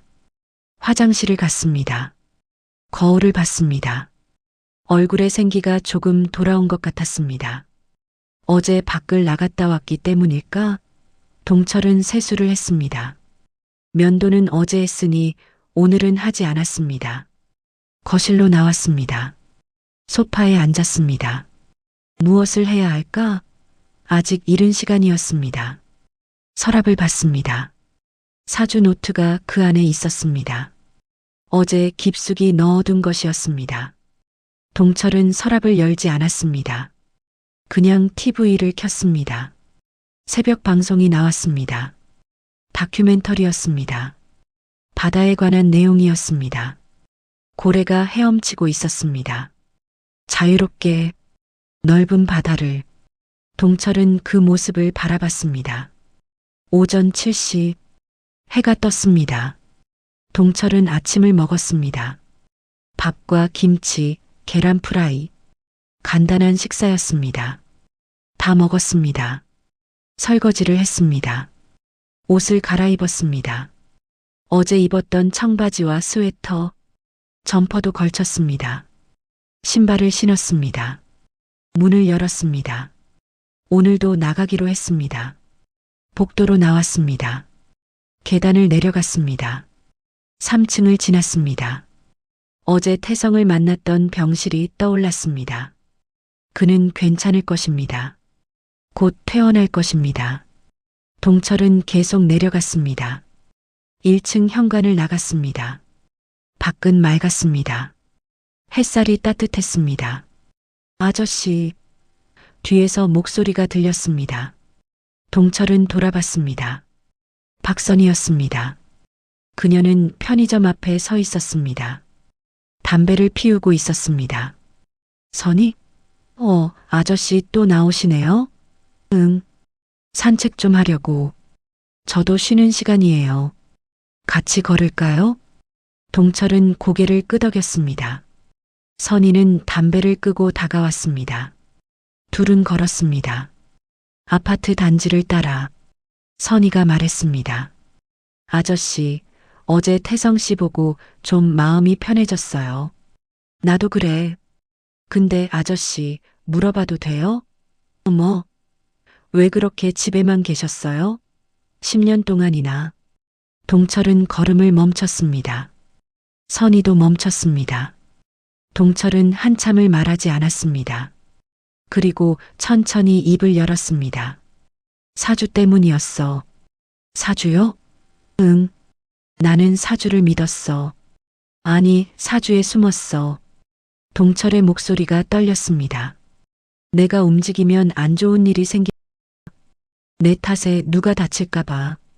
그래서 아무것도 안 했어. 선이는 동철을 바라봤습니다. 그런데요? 그런데 결국 아무것도 안 한 게 더 나쁜 일이었어. 아내도 제때 못 갔고, 딸도 원망하고, 이웃도 못 도왔어. 동철은 고개를 숙였습니다. 선이는 잠시 생각하다 말했습니다. 아저씨, 그런데 지금은 나오셨잖아요. 응, 그럼 됐어요. 과거는 바꿀 수 없지만 지금은 바꿀 수 있잖아요. 동철은 선이를 봤습니다. 그녀는 웃고 있었습니다. 전 아저씨가 용기 있다고 생각해요. 10년 만에 나오신 거잖아요. 쉽지 않았을 텐데. 고마워. 천만에요. 아, 저 이제 들어가 봐야 해요. 손님 올 시간이라. 그래. 선이는 손을 흔들며 편의점으로 돌아갔습니다. 동철은 다시 걸었습니다. 공원에 도착했습니다. 어제 왔던 그 공원이었습니다. 벤치에 앉았습니다. 주변을 둘러봤습니다. 사람들이 운동하고 있었습니다. 아이들이 뛰어놀고 있었습니다. 평범한 아침이었습니다. 동철은 그 풍경을 바라봤습니다. 마음이 조금 편안해졌습니다. 그런데 갑자기 휴대전화가 울렸습니다. 동철은 주머니에서 폰을 꺼냈습니다. 화면에 지수라는 이름이 떴습니다. 딸이었습니다. 동철은 전화를 받았습니다. 여보세요. 아빠. 지수의 목소리였습니다. 그런데 평소와 달랐습니다. 급했습니다. 떨리고 있었습니다. 지수야, 무슨 일이야? 아빠, 지금 어디세요? 공원에 나와 있어. 왜? 지금 집에 없으세요? 응. 왜 그래? 아빠 지수의 목소리가 울먹였습니다. 저 지금 아빠 집 앞이에요. 아빠가 안 계셔서 놀랐어요. 내가 밖에 나왔어. 금방 갈게. 아빠, 진짜요? 아빠가 밖에 나오셨어요? 지수의 목소리에 놀라움이 섞여 있었습니다. 응. 어제부터 좀 나오고 있어. 아빠 지수는 말을 잇지 못했습니다. 동철은 물었습니다. 나한테 무슨 일 있어? 아니에요. 그냥 갑자기 보고 싶어서 왔어요. 오늘 근처 일 있다고 했잖아요. 아, 그랬지. 지금 갈게. 10분이면 도착해. 네, 아빠. 기다릴게요. 전화가 끊겼습니다. 동철은 일어났습니다. 빠르게 걸었습니다. 아파트로. 마음이 급했습니다. 딸을 만나는 것이었습니다. 오랜만이었습니다. 얼마나 됐을까? 1년? 아니, 그 이상? 동철은 기억이 정확하지 않았습니다. 지수는 결혼한 후 거의 연락하지 않았습니다. 동철도 연락하지 않았습니다. 서로에게 상처였기 때문입니다. 아파트에 도착했습니다. 입구에 여자가 서 있었습니다. 지수였습니다. 30 중반의 여자였습니다. 짧은 머리에 안경을 쓰고 있었습니다. 코트를 입고 있었습니다. 가방을 들고 있었습니다. 동철을 보고 얼굴이 환해졌습니다. 아빠. 지수가 다가왔습니다. 동철도 다가갔습니다. 둘은 마주 섰습니다. 지수야. 아빠, 정말 밖에 나오셨네요. 지수의 눈에 눈물이 맺혔습니다. 응. 요즘 좀 나오고 있어. 왜요? 갑자기요? 그냥 이제는 나와야 할 것 같아서. 동철은 솔직하게 말했습니다. 지수는 눈물을 닦았습니다.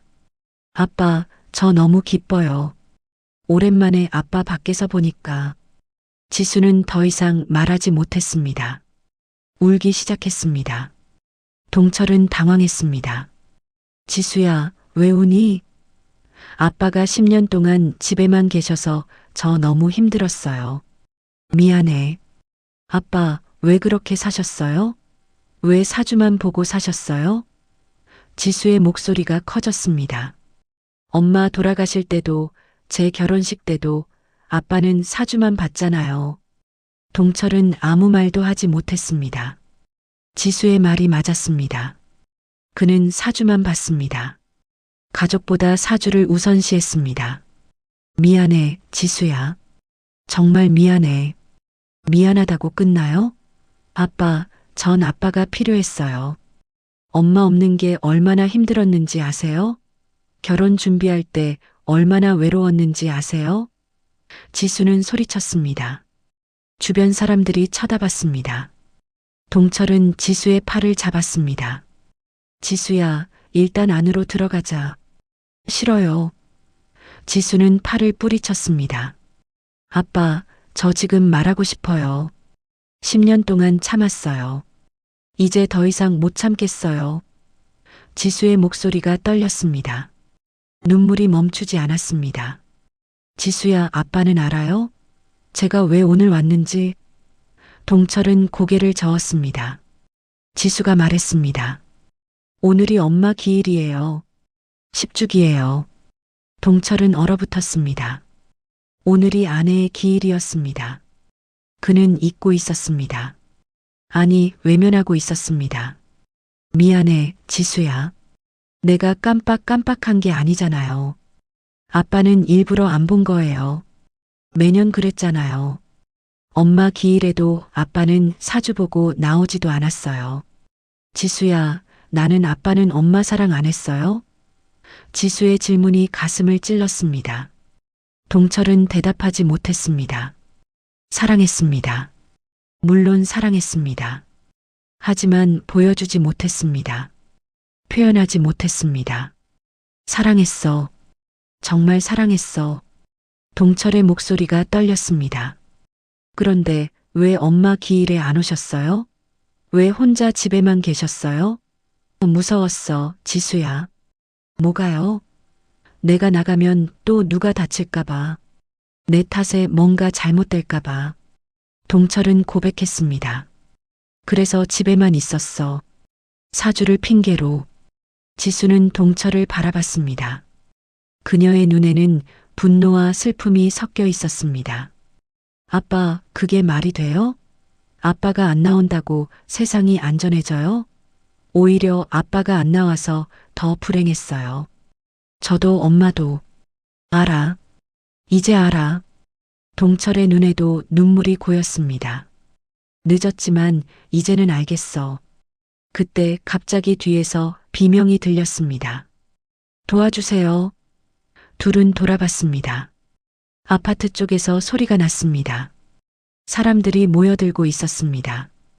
동철과 지수도 그쪽으로 달려갔습니다. 현장에는 한 남자가 쓰러져 있었습니다. 4층에 사는 정우진이었습니다. 그는 계단에서 넘어진 모양이었습니다. 발목을 잡고 신음하고 있었습니다. 우진 씨, 동철이 다가갔습니다. 괜찮아요? 발목이 삐끗한 것 같아요. 아파서 못 일어나겠어요. 우진의 얼굴은 땀으로 젖어 있었습니다. 주변 사람들이 모였습니다. 119 불러야겠어요. 누가 불러요? 사람들이 웅성거렸습니다. 동철은 우진을 봤습니다. 그는 고통스러워하고 있었습니다. 동철의 머릿속이 복잡해졌습니다. 오늘 날짜는? 갑자기 사주 노트가 떠올랐습니다. 집 서랍에 있었습니다. 오늘 날짜를 확인하지 않았습니다. 붉은 동그라미가 있을까? 없을까? 만약 있다면? 동철의 손이 떨렸습니다. 내가 도우면 안 좋은 일이 생길까? 아빠. 지수가 동철을 불렀습니다. 119 불러요. 응, 그래야지. 동철은 주머니에서 폰을 꺼냈습니다. 하지만 손이 떨려서 제대로 잡을 수 없었습니다. 폰이 바닥에 떨어졌습니다. 아빠, 왜 그래요? 지수가 폰을 주었습니다. 그리고 동철의 얼굴을 봤습니다.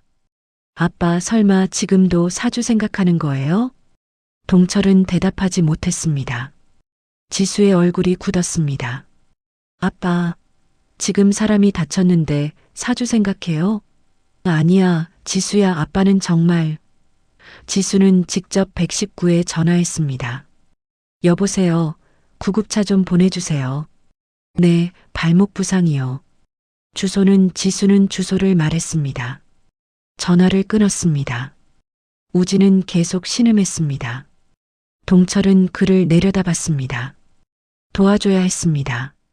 뭔가 해야 했습니다. 하지만 몸이 움직이지 않았습니다.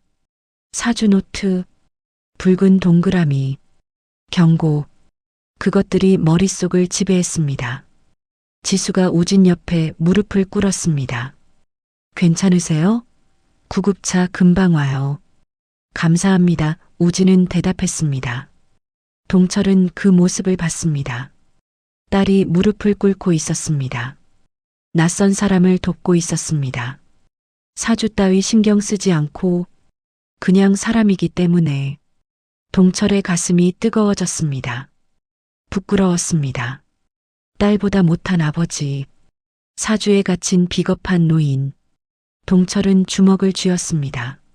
안 돼. 이러면 안 돼. 동철은 지수 옆에 무릎을 꿇었습니다. 우진 씨, 제가 발목 좀 봐도 될까요? 아, 네. 동철은 우진의 발목을 조심스럽게 만졌습니다. 부어 있었습니다. 많이 부었네요. 움직이지 마세요.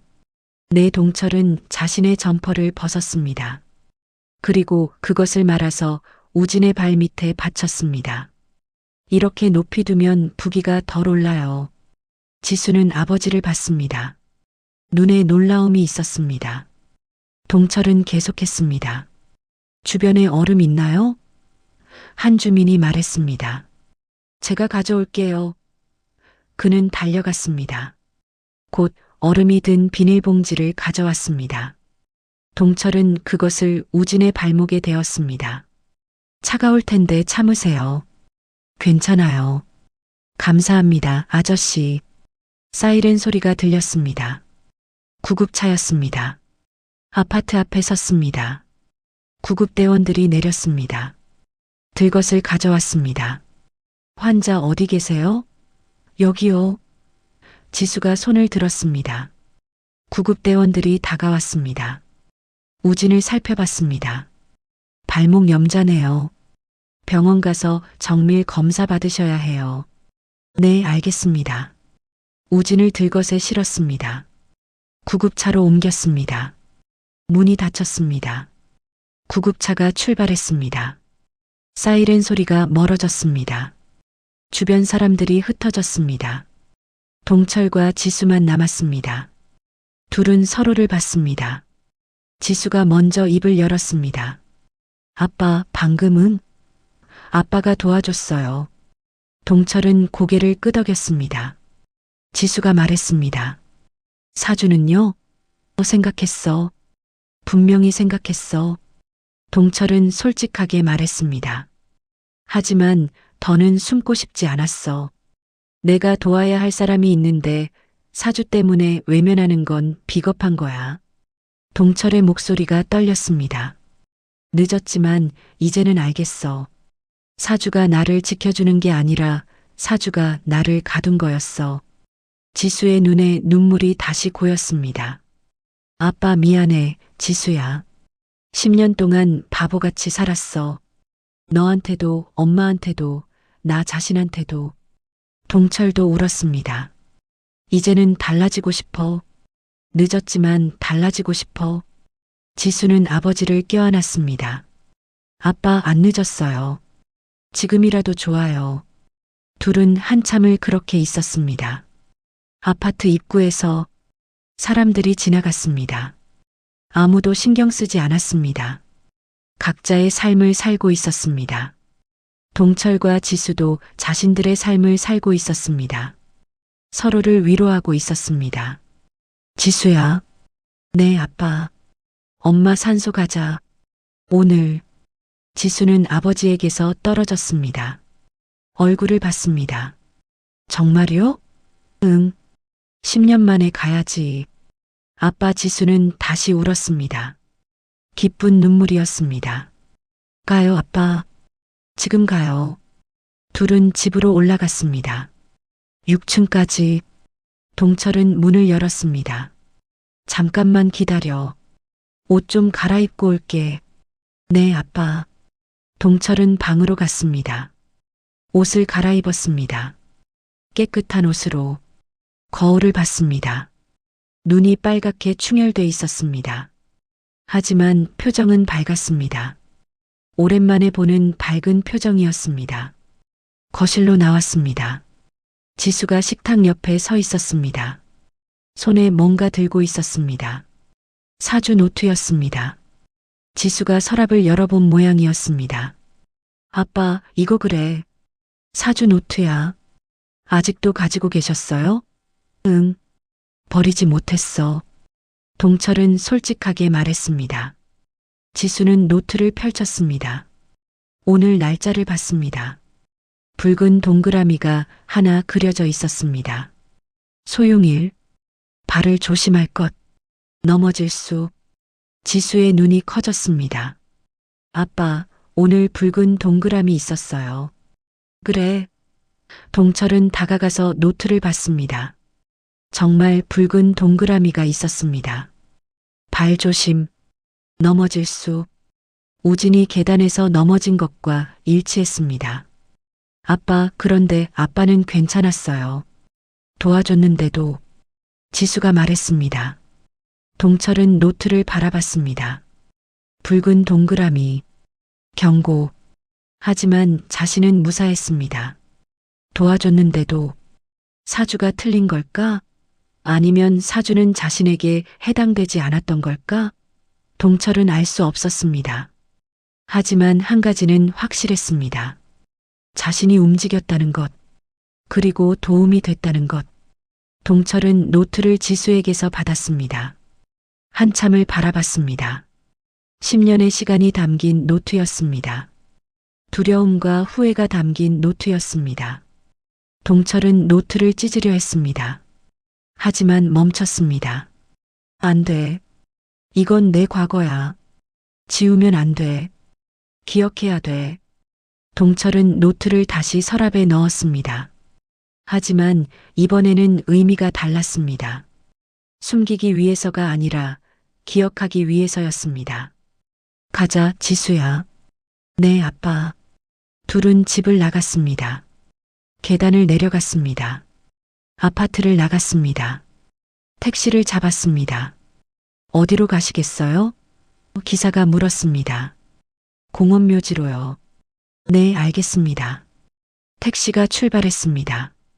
동철은 창밖을 봤습니다. 거리가 지나갔습니다. 건물들이 지나갔습니다. 사람들이 지나갔습니다. 모든 게 빠르게 움직였습니다. 지수가 동철의 손을 잡았습니다.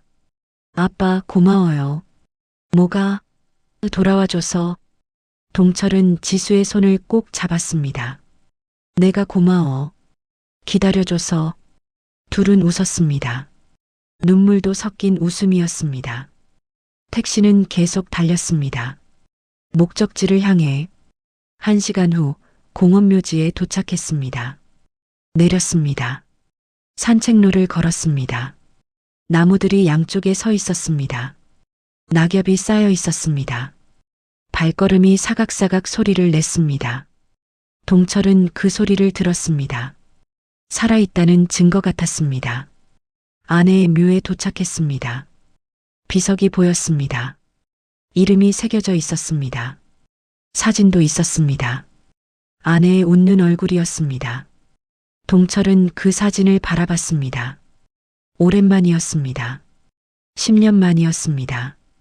여보, 동철은 무릎을 꿇었습니다. 미안해. 늦었어. 지수도 무릎을 꿇었습니다. 손을 모았습니다. 묵념했습니다. 동철도 손을 모았습니다. 눈을 감았습니다. 아내의 얼굴이 떠올랐습니다. 젊었을 때의 얼굴, 웃고 있는 얼굴, 따뜻한 얼굴. 여보, 나 이제 나왔어. 집 밖으로. 10년 만에. 동철은 중얼거렸습니다. 미안했어. 너 아플 때 제때 못 가서. 사주 때문에 망설여서. 정말 미안했어. 눈물이 났습니다. 멈추지 않았습니다. 동철은 소리내어 울었습니다. 미안해, 여보. 미안해. 지수도 울었습니다. 엄마, 보고 싶었어요. 둘은 한참을 그렇게 울었습니다. 묘지 앞에서 아무도 말리지 않았습니다. 새들만 지저귀고 있었습니다. 바람만 불고 있었습니다. 한참 후 동철은 눈물을 닦았습니다. 일어섰습니다. 지수도 일어섰습니다. 동철은 비석을 쓰다듬었습니다. 차가웠습니다. 여보, 나 이제 제대로 살아볼게. 사주 같은 거 보지 않고 내 마음대로, 내 선택으로. 동철은 약속했습니다. 지수도 잘 챙길게. 이제는 아빠답게 살게. 지수가 아버지의 어깨에 머리를 기댔습니다. 아빠, 엄마가 기뻐하실 거예요. 그럴까? 네. 분명히. 둘은 묘지를 떠났습니다. 산책로를 걸었습니다. 입구로 나왔습니다. 택시를 잡았습니다. 다시 집으로 가는 길이었습니다. 택시 안에서 동철은 창밖을 봤습니다. 해가 중천에 떠 있었습니다. 따뜻한 햇살이 내리 쏟아졌습니다. 동철은 그 햇살을 느꼈습니다. 오랜만에 느끼는 따뜻함이었습니다. 아빠, 응? 오늘 저녁 같이 먹어요. 그래, 좋아. 뭐 드실래요? 뭐든 좋아. 내가 골라. 지수는 웃었습니다. 그럼 삼겹살. 좋지. 동철도 웃었습니다. 오랜만에 웃는 얼굴이었습니다. 진심으로 웃는 얼굴이었습니다. 택시는 계속 달렸습니다. 집을 향해, 새로운 시작을 향해. 저녁 6시, 동철과 지수는 삼겹살집에 앉아 있었습니다. 고기가 지글거렸습니다. 지수가 고기를 뒤집었습니다. 아빠, 이제 먹을 만해요. 동철은 상추에 고기를 올려 입에 넣었습니다. 맛있었습니다. 오랜만에 제대로 된 식사였습니다. 지수야, 남편은 잘 지내니? 네, 잘 지내요. 다음에 같이 밥 먹어요. 셋이서. 그래. 꼭 그러자. 동철은 미안한 마음으로 말했습니다. 지수는 웃었습니다. 앞으로 잘하면 되죠. 과거는 바꿀 수 없잖아요. 저녁을 다 먹고 밖으로 나왔습니다. 별이 보였습니다. 동철은 하늘을 올려다봤습니다. 오랜만에 보는 밤하늘이었습니다. 아빠, 저 이제 가봐야 해요. 그래. 조심해서 가. 지수는 아버지를 껴안았습니다. 오늘 고마웠어요, 아빠. 지수가 멀어져 갔습니다. 하지만 이제는 자주 만날 수 있을 것 같았습니다. 집에 돌아와 서랍을 열었습니다. 사주 노트를 꺼냈습니다. 10년의 시간이 담긴 노트였습니다. 동철은 첫 페이지부터 천천히 넘겼습니다. 붉은 동그라미가 가득했습니다. 오늘 날짜도 있었습니다. 소용일, 발을 조심할 것, 우진이 넘어진 것과 맞았습니다. 하지만 동철은 무사했습니다. 도와줬는데도 동철은 노트를 책장 맨 윗칸에 꽂았습니다. 이제 이 노트는 과거의 기록일 뿐이었습니다. 미래를 결정하는 도구가 아니었습니다. 다음 날부터 동철은 매일 아침 산책을 했습니다. 공원을 걸었습니다. 옛 동료 현수를 만났습니다. 현수는 복지관 봉사일을 소개해줬습니다. 동철은 면접을 봤습니다. 합격했습니다. 일주일에 3번 출근하기로 했습니다. 태성은 퇴원했습니다. 회사에 사표를 냈다고 했습니다. 글을 쓸 계획이라고 했습니다. 동철은 응원했습니다. 지수는 일주일에 1번씩 연락했습니다. 다음 주에 사위와 함께 저녁을 먹기로 약속했습니다. 한 달이 지났습니다. 12월이 됐습니다. 첫눈이 왔습니다. 동철은 눈을 맞으며 걸었습니다. 복지관 일은 보람이 있었습니다. 어느 날 한 할머니가 물었습니다. 기사님, 행복하세요? 네, 행복해요. 뭐 때문에? 살아있어서요. 할머니는 웃었습니다. 맞아요. 살아있으면 다예요. 그날 밤 동철은 사주 노트를 꺼냈습니다. 오늘 날짜 옆에 썼습니다. 좋은 날. 복지관에서 할머니와 이야기. 눈이 왔음. 행복했음. 붉은 동그라미가 아니라 파란 별표를 그렸습니다. 크리스마스에 지수의 집에 갔습니다. 사위를 만났습니다. 따뜻한 사람이었습니다. 저녁을 함께 먹었습니다. 지수는 동철에게 조끼를 선물했습니다. 아빠 산책 다니시니까 추울까 봐요. 동철은 진심으로 고마웠습니다. 새해 첫날 동철은 해돋이를 보러 갔습니다. 언덕에 올라 동쪽을 바라봤습니다. 해가 떠올랐습니다. 장엄했습니다. 동철은 박수를 쳤습니다. 눈물이 났습니다. 여보, 보고 있어? 나 이제 괜찮아. 이제 제대로 살 거야. 집에 돌아와 사주 노트를 펼쳤습니다. 1월 1일. 동철은 썼습니다. 새해 첫날. 해돋이를 봄. 감사했음. 앞으로도 잘 살고 싶음. 파란 별표를 2개 그렸습니다. 동철은 창밖을 봤습니다. 밝은 날이었습니다. 그는 혼잣말을 했습니다. 팔자? 웃기고 있네. 내 마음먹기 하나가 사람을 살리기도 망치기도 하더라고. 그는 웃었습니다. 그리고 다짐했습니다. 오늘도 좋은 하루를 만들겠다고. 자신의 선택으로 붉은 동그라미가 아니라 파란 별표로 가득한 인생을 살겠다고. 동철의 이야기는 여기서 끝입니다. 하지만 그의 인생은 계속됩니다.